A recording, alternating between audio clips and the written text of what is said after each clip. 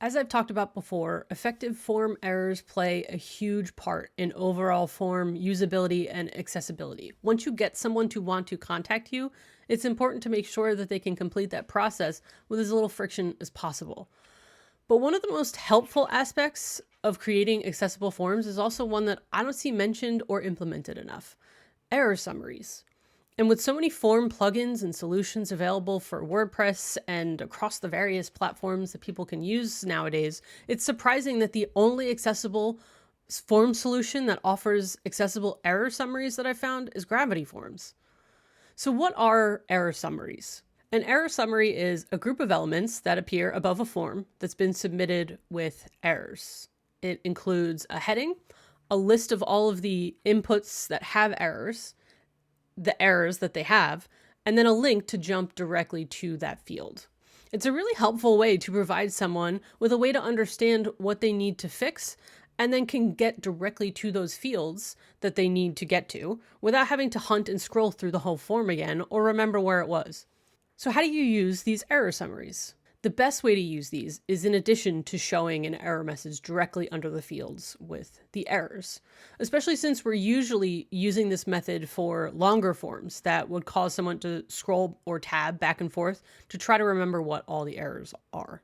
The container of this error summary should have a role of alert or possibly ARIA Live assertive if the page doesn't reload. And instead of setting focus to the first field with an error, which is what you normally would do, the focus moves to this container. You should include a short, clear, and distinctive heading inside the summary, like, "There were 3 errors in this form," or "Please correct the following errors," or "There were problems with submitting this form." Then you're going to put the errors in a list tag. So for each error, you're going to reference the input label with a concise description, how to fix the mistake, and a link to the input.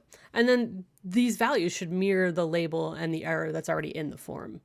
An error summary only shows up after a form has been submitted. It doesn't show up as someone's filling out the form. That's considered inline validation, and that has its own sets of requirements.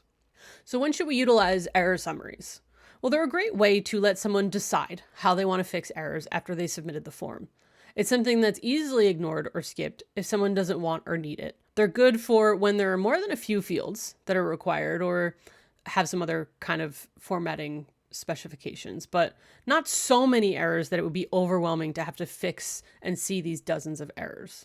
If you're using the error summary, you'd be showing it for that form no matter how many errors there are, though. So it's not that you only use an error summary when there are this many errors. It would be that you only use an error summary when you have this many required or, fields that have requirements.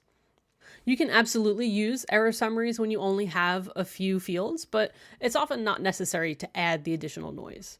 And then for those really, really long forms, that might be a good case for validating after someone leaves an input or splitting things up into different pages to make it easier to digest the form. Choose the method that makes the most sense for the particular form that you're using, and make sure, however you implement this error summary, that it looks the same whenever you use that error summary. And if you haven't yet, make sure you check out the video on creating form errors that are effective and accessible.